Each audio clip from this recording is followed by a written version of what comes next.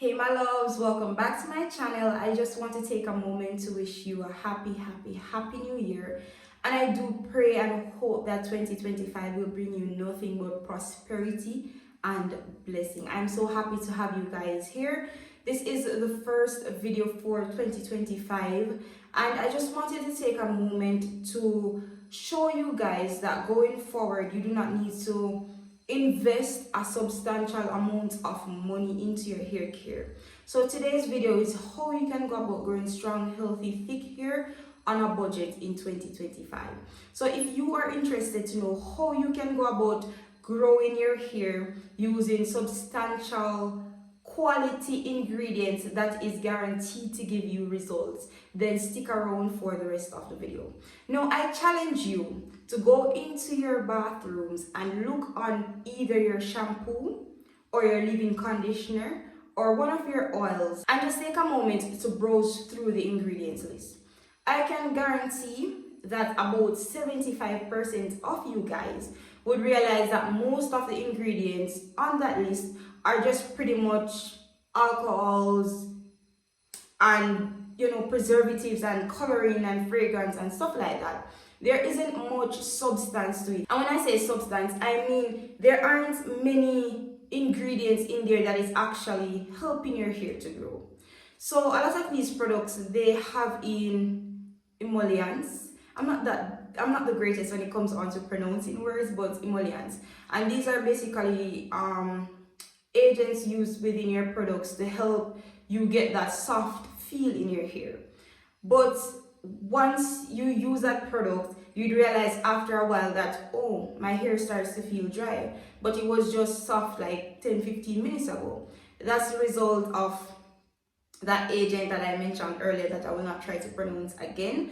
And there are other agents like that within your products. So they give you a temporary feel like, yes, this product works amazing for me, because I can personally talk about several products that I've used over the years.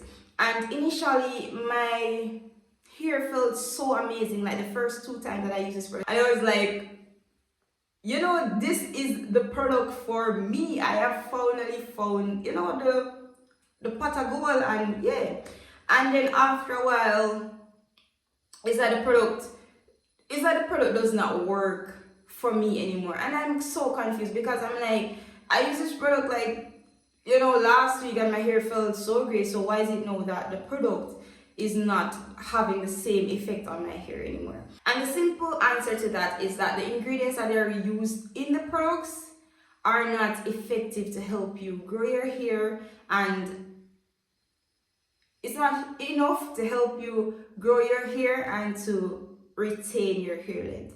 So as I've said earlier, a lot of these products are filled with alcohols, emollients, preservatives, and so on. There is no herbs, there are no oils, there are no ingredients of substance. So my solution to this, instead of spending all of this money to buy products that do not help you to actually grow your hair, they just give you a temporary satisfaction or feel like, yes, this is working for me, but eventually when you realize you're not getting any results. So cut back on what you're spending on your products and invest in DIYs. So for me, the biggest results that I've seen on my hair care journey is, I was going to say this year, I forgot that I'm in a new year, was 2024, when I decided to do a lot of experimenting and DIYs. I always say, if you want to know what is best for your hair, you have to experiment. It's not a must that you experiment to get results, but in order to understand the type of hair you have and the needs of your hair, then doing DIYs and experimenting would be, highly recommended. So for me, I experimented a lot with herbs that I've never utilized before, like hibiscus. Last year was my first time using hibiscus, and let me tell you, I use hibiscus in everything that I do now. Oil, teas, whatever you call it, mask at home, hibiscus has to be included. Hibiscus has so many benefits. It conditions your hair, it helps to strengthen your hair follicles, it makes your hair feel softer. I remember making a hibiscus butter and chef's kiss. It was one of the most amazing DIYs that I've ever done. I started to play around with moringa, rosemary, so many different oils that I've never used in my hair before. Jojoba oil, it was the first time that I used it last year, and let me tell you, that is on my top 3, best oils. So you really do have to experiment if you're looking to grow your hair. And if you're looking to grow your hair on a budget, then I would highly recommend going a more natural route. So for me, for most of my hair growth journey, I utilized aloe vera as a leave-in conditioner. So I would wash my hair, and let me interject for a second. My hair has been washed like an hour ago. There's no product in there. I plan to get some aloe vera like later on in the evening and use that as my leave-in, add some oils to it, and that is me. So I started to invest a little bit in products, but I am planning on going back, to my roots, and also I'll be doing a lot more intense DIYs this year, so I'll also be sharing a lot more of those. But if you're looking to grow your hair on a budget, going the natural route and doing DIYs is the way to go.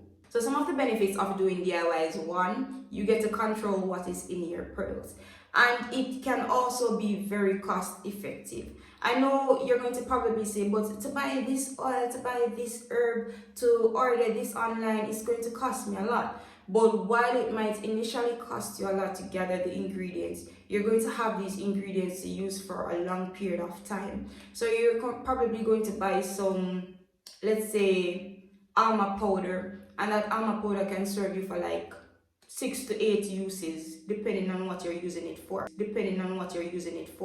So you realize that over time, I'm spending less than what I was when I was investing in store-bought products, and I'm getting so much more health benefits for my hair because all of these herbs and oils, they're packed with so many ingredients, so many benefits, minerals and vitamins for your hair.